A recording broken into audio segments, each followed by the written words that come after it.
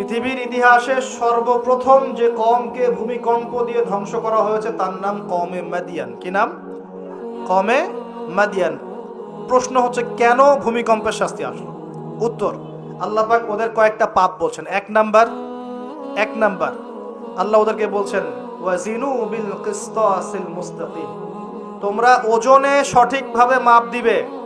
কওমে মাদিয়ান মাপে কম দিত, এই মাপে কম দেওয়ার একটা পাপের কারণে ভূমিকম্পের শাস্তি এসেছে। কোরআন কথা বলছে।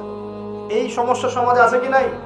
আচ্ছা, আরো বলছে ওয়ালা তাবখাসুন নাস আশিয়াআহুম, তোমরা মানুষের সম্পদ অন্যায়ভাবে দুই নাম্বারি করে ভোগ করিও না। এই দুই নাম্বারি করে অন্যের সম্পদ ভোগ করার এই পাপটা সমাজে এখন আছে কি নাই? আরেকটা হচ্ছে যে তারা অপচয় করত, মাপে কম দিত, মানুষের সম্পদ অন্যায়ভাবে লুটপাট করে খেত। এই সময় আল্লাহ রাব্বুল আলামিন ওদেরকে সতর্ক করেছেন শুআয়ব আলাইহিস সালামকে দিয়ে, তারা কথা শোনে নাই। আল্লাহ রাব্বুল আলামিন ভূমিকম্প দিয়ে পুরো জাতিকে ধ্বংস করেছেন। তাহলে পৃথিবীর ইতিহাসে এই ভূমিকম্প নতুন না আগে হয়েছে? এই ভূমিকম্প এখন আবার নতুন করে বেশি বেশি হচ্ছে কিনা? এই ভূমিকম্পের অপরাধ আল্লাহ পাক কি বললেন? মাপে কম দেয়া, অন্যের সম্পদ অন্যায়ভাবে আত্মসাৎ করা এবং কি অপচয় করা। কোন কম করেছে এই কাজগুলা? কওমে মাদিয়ান। এখন আসেন কওমে মাদিয়ান থেকে নবী সাল্লাল্লাহু আলাইহি ওয়াসাল্লাম কি বলছেন। এবার আমাদের নবীজি বলছেন শোনো, বাইনা ইয়াদাই সাআ, একটু মনোযোগ দেন, আমি 3-4টা হাদিস বলে শেষ করছি। বাইনা ইয়াদাই সাআ, আমাদের নবীজি বলছেন এবার শোনো, হে আমার উম্মত তোমরা সতর্ক হও, শোনো, কিয়ামতের আগে আগে আসবে মুতানুন শাদীদ। মুতান মানে দ্বিবচন, মানে দুটো বড় বড় মহামারী। কয়টা বড় বড় মহামারী? হিসেব করে দেখেন তো যে পৃথিবীতে মহামারীর সূচনা থেকে নিয়ে এই পর্যন্ত কোন মহামারীগুলো সবচেয়ে বড় ছিল। এটার স্টাডি আপনি করবেন, আমি বলে দিব না। এগুলো স্টাডি আপনারা করবেন, আমি বলে দিব না। মুতানুন শাদীদ, বড় বড় দুটো মহামারী আসবে পৃথিবীতে কিয়ামতের আগে আগে। কয়টা আসবে? ওয়াবাদাহু, এবং এই মহামারীর পরে আসবে। এই মহামারীর পরে আসবে, একটা মহামারী গেছে। আচ্ছা, এই মহামারীর পরে আসবে, নাউজুবিল্লাহ, এই মহামারীর পরে আসবে সানাওয়াতুজ জালাজিল। সানাওয়াতুজ জালাজিল আরবি যারা বোঝেন বুঝবেন। সানা মানে হচ্ছে একটা বছর। সানা মানে কি? এক বছর। সানাওয়াত মানে প্লুরাল নাম্বার, অনেকগুলো বছর। জালজালা মানে হচ্ছে আপনার ভূমিকম্প। জালাজিল মানে কি? ভূমিকম্প সমূহ, বহু বচন। মানে মহামারীর পরে আসবে সানাওয়াতুজ জালাজিল, ভূমিকম্পের বছরগুলো। মানে বছর ধরে, বছরের পর বছর ধরে পৃথিবীতে বিভিন্ন জায়গায় ভূমিকম্প হতে থাকবে। কে বলেছেন? নবী সাল্লাল্লাহু আলাইহি ওয়াসাল্লামের কথা কি সত্য না মিথ্যা? আস্তাগফিরুল্লাহ, সত্য না মিথ্যা? সত্য। তার মানে একটা হাদিস পেলাম, নবীজি বলেছেন কিয়ামতের আগে আগে কি হবে? ভূমিকম্পের বছরগুলো আসবে। ভূমিকম্প আসবে না, ভূমিকম্পের বছরগুলো আসবে। একটা হাদিস মাথায় নেন। 2 নাম্বার, নবীজি বলছেন কিয়ামতের 10টা আলামত আছে। কয়টা? 10টা। তার মধ্যে 1 নাম্বার আলামত হচ্ছে দাজ্জাল। কি নাম? দাজ্জাল। আচ্ছা, ওইদিকে আলোচনা নিচ্ছি না আজকে। 2 নাম্বার হচ্ছে ইয়াজুজ আর মাজুজ, এটাও অন্য লেকচারে শুনে নিন। 3 নাম্বার ঈসা আলাইহিস সালামের আগমন। 4 নাম্বার দাব্বাতুল আরদ, জমিন থেকে প্রাণী বের হবে। 5 নাম্বার ইয়েমেন থেকে আগুন বের হবে। ইয়েমেন থেকে আগুন বের হবে। 6 নাম্বার দুখান, ধোঁয়া দিয়ে পৃথিবী ছেয়ে যাবে। 7 নাম্বার, 8 নাম্বার, 9 নাম্বার, এগুলো হচ্ছে 3টা বড় বড় ভূমিকম্প, ভূমিধস, যেটা হবে একটা পৃথিবীর পূর্বে, একটা পশ্চিমে, একটা মাঝখানে। পৃথিবীর পূর্বে মানে এই পুরো আমাদের সাবকন্টিনেন্ট সহ পুরো পূর্ব দিক, একদম ইন্দোনেশিয়া, মালয়েশিয়া, সব জায়গা পূর্ব দিক। পশ্চিম মানে পুরো পশ্চিমা সভ্যতা। আর মাঝখান মানে এই জাজিরাতুল আরবিয়া, মাঝখান। এই 3টা ভূমিকম্প হবে পৃথিবীতে, এখনো আসা বাকি আছে। বড় বড়, এগুলোতে ভূমি কাঁপবে না, ভূমি ধসে যাবে। কি হবে? নবীর কথা কি ভুল হবে? আর শেষটা হচ্ছে এই পূর্ব দিক থেকে, পশ্চিম দিক থেকে সূর্য উদিত হবে এবং মানুষের তওবার দরজা বন্ধ হয়ে যাবে। তওবা করে লাভ নাই। এই 10টা বড় বড় মধ্যে 3টা পেয়েছেন ভূমিকম্প। তাহলে পেলাম যে ভূমিকম্পের বছরগুলো আসবে। আরো পেলাম কি বড় বড় 3টা হবে, পূর্বে একটা, পশ্চিমে একটা, মাঝখানে একটা। আর কোন পাপের কারণে হবে সেটা কিন্তু অন্য আয়াতগুলোতে আমরা দেখলাম। আচ্ছা, সামনে আসেন। আবার নবীজি বলছেন দাজ্জাল যখন মানুষের রূপে বের হবে তখন সে সব জায়গায় বিচরণ করতে পারবে, কিন্তু মক্কা মদিনায় ঢুকতে পারবে না। ঠিক আছে? তো সলফে সালেহিন তারা বলছেন যে দাজ্জাল সব জায়গায় ভ্রমণ করবে, এটা এও ব্যাখ্যা হতে পারে যে সে নিজে সব জায়গায় যাবে না, বরং তার অনুসারীরা বিভিন্ন জায়গায় আধিপত্য বিস্তার করবে। ব্যাখ্যা যৌক্তিক তো, যৌক্তিক ব্যাখ্যা।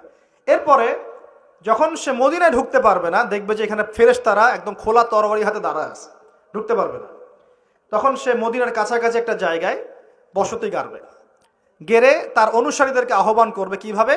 সে আল্লাহ পাক তো তাকে কিছু ক্ষমতা দিবেন পরীক্ষা করার জন্য। সে 3 বার ভূমিতে আঘাত করবে, এতে করে ভূমি কেঁপে উঠবে, এবং এই ভূমিকম্পে মদিনা থেকে যত মোনাফেক টাইপের যত মানুষ আছে সব দৌড় দিয়ে দাজ্জালের দলে যোগ দিবে। তার মানে ওই সময় ভূমিকম্প আসবে। আর কি, এবার নবী সাল্লাল্লাহু আলাইহি ওয়াসাল্লাম বুখারী এক হাদিসে বলছেন, আবু হুরায়রা রাদিয়াল্লাহু আনহু থেকে বলছেন, তিনি বলছেন যে লা তাকুমুস সাআ, কিয়ামত ততদিন পর্যন্ত হবে না। এই হাদিস দুটো একটু মনোযোগ দিয়ে শুনেন। কিয়ামত ততদিন পর্যন্ত হবে না যতদিন পর্যন্ত না ইউকবাদুল ইলম, জ্ঞানটাকে উঠিয়ে নেওয়া হয়। জ্ঞান কি হয়? উঠিয়ে নেওয়া হয়। নবী আরো বলছেন ইউকবাদুল ইলম ওয়া তাকসুরু জালাজিল, এবং বেশি বেশি ভূমিকম্প না হচ্ছে। 2 নম্বর কি? বেশি বেশি ভূমিকম্প না হচ্ছে। ওয়া ইয়াতাকারাবুজ জামান, এবং সময় কাছাকাছি চলে না আসছে।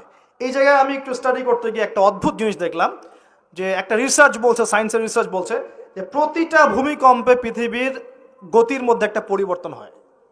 প্রতিটা ভূমিকম্পে পৃথিবীর গতির মধ্যে একটু একটু পরিবর্তন হয়, এবং সময় সংক্ষিপ্ত হয়ে আসে। সময় কি হয়? সংক্ষিপ্ত হয়ে আসে। পৃথিবীর ভিতরে আছে, নিচে আছে কিন্তু আগুন, কি আছে? আগুনের স্তর আছে। একদম নিচে একটা ইনার কোর মানে একটা জায়গা আছে, ইনার কোর বলে। এখন সাম্প্রতিক গবেষণা বলছে যে ইনার কোর আগে যেদিকে ঘুরতো এখন তার বিপরীত দিকে ঘোরা শুরু করেছে। আল্লাহু আকবার। তাহলে এগুলো মিলে যাচ্ছে না? ভূমিকম্পের সাথে পৃথিবীর ঘূর্ণন সম্পৃক্ত, এবং জামান সময়টাও সম্পৃক্ত। তো নবী যেটাই বলছেন যে ওয়া তাকসুরু জালাজিল, বেশি বেশি ভূমিকম্প হবে, ওয়া ইয়াতাকারাবা জামান, এবং সময় কাছাকাছি চলে আসবে। অন্য হাদিসে আসছে বছর যাবে মাসের মতো, মাস যাবে সপ্তাহের মতো, সপ্তাহ যাবে দিনের মতো। তিনি আরো বলছেন ওয়া ইউযহারুল ফিতান, এবং সমস্ত রকম ফিতনা ফাসাদ দেখা যাবে, দেখা যাচ্ছে না? এবং ওয়াল হারাজ, এবং বেশি বেশি হত্যাকাণ্ড হবে। সাহাবীরা বলছেন যে ওমাল হারাজ ইয়া রাসূলুল্লাহ, হারাজটা কি ইয়া রাসূলুল্লাহ? তিনি বলছেন আল কতল, আল কতল, হত্যা, হত্যা, গণহত্যা, এগুলো হচ্ছে হারাজ।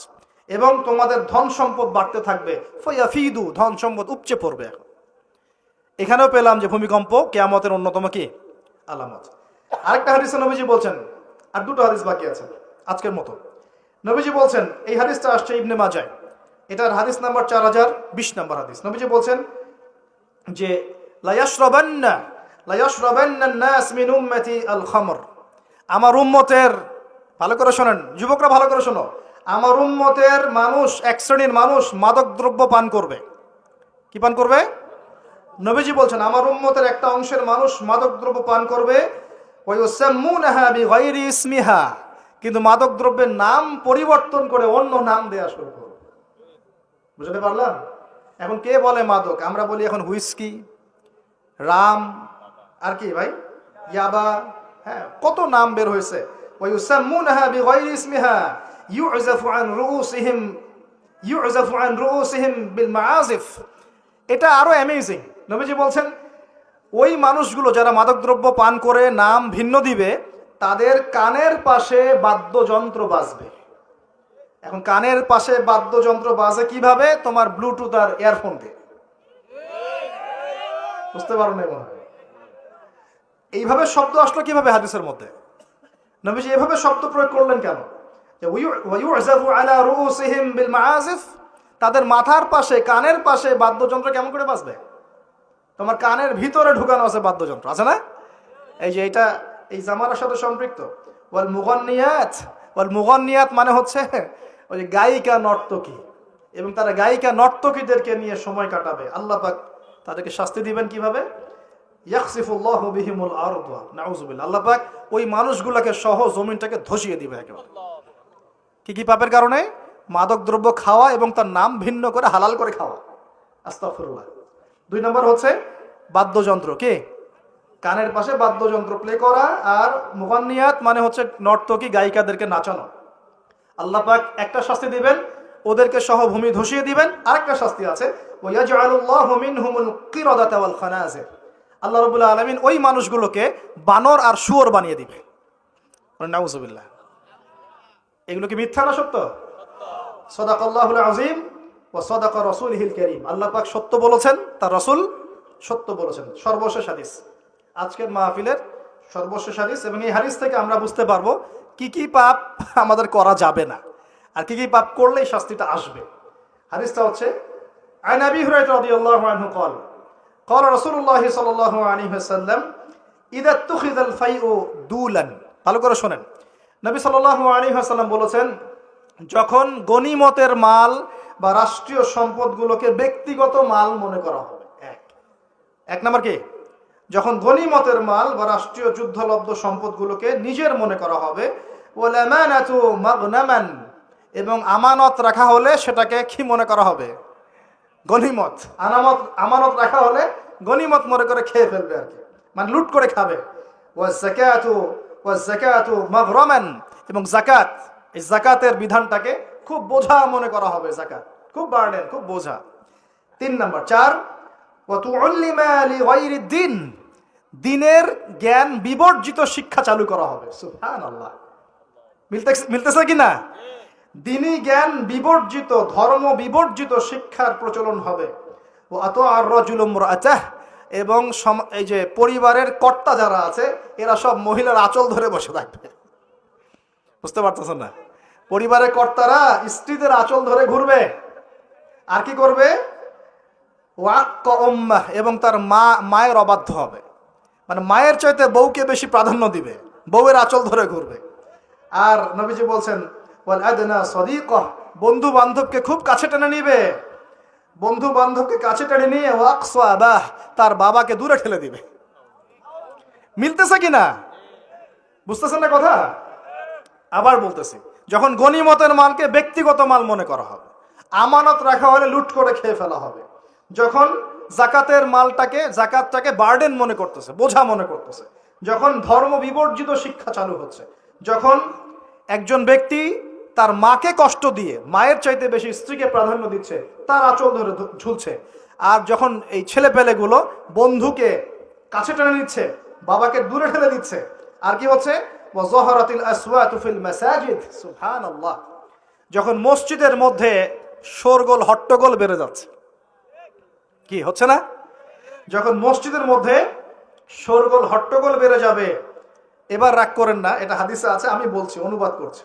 ওয়াসাদা কবিলাতা ফাসিকুহুম, এবং কোন কোন কবিলা মানে গোত্র বা সমাজের নেতৃত্ব দিবে ওদের মধ্যে সবচেয়ে ফাসিক ব্যক্তি, সবচেয়ে পাপাচারী ব্যক্তি।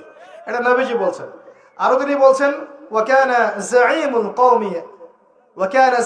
কওমি আরযালাহুম, এবং সমাজের সবচেয়ে নিম্ন শ্রেণীর মানুষকে সমাজের কর্ণধার করা হবে। তিনি আরো বলছেন ওয়াকরিমার রাজুলু মাখাফাতা শাররিহ, কোন মানুষকে সম্মান করা হবে তার ভয়ে। কিসে? ভয়ের চোটে সম্মান করা হবে। সম্মান মন থেকে আসবে না, ভয়ের চোটে সম্মান করা হবে। আরো বলছেন ওয়াজহরাতিল কায়নাত ওয়াল মাআজিফ, একটু আগে বললাম ওয়াজহরাতিল কায়নাত মানে বেশি বেশি নর্তকী আর বাদ্যযন্ত্র দেখা যাবে, এবং ওয়াশুরিবাতিল খুমর, এবং যখন মাদক দ্রব্য সমূহ পান করা হবে। এই কাজগুলো যখন হবে তখন তোমরা শুনে রাখো, একটা আছে ওয়ালাআনা আখির হাযিহি উম্মতি উলাহা, উম্মতের শেষের দিকের মানুষরা পূর্ববর্তী থেকে গালি দেওয়া শুরু করবে। এই শেষ জামানার মানুষগুলো সোনালী যুগের মানুষদেরকে গালি দেওয়া শুরু করবে। এটা করতেছে না মানুষ এখন? আচ্ছা, এই কাজগুলো যখন হবে তখন শোনো, ফালইয়ারতাকিবু, তখন ধেয়ে আসবে। কি ধেয়ে আসবে?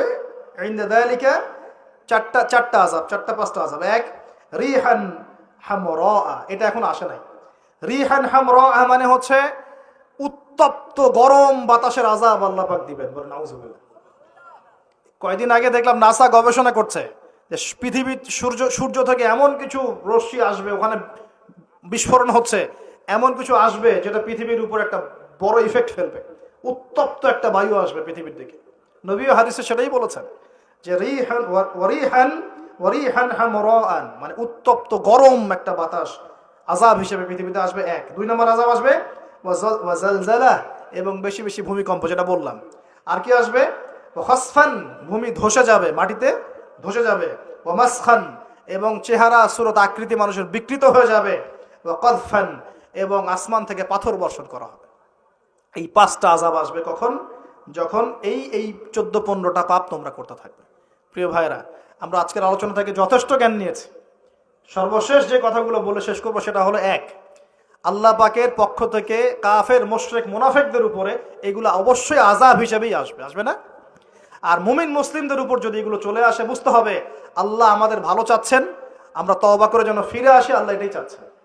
অথবা এর মধ্য দিয়ে আমাদের গুনাহগুলো আল্লাহ মাফ করবেন।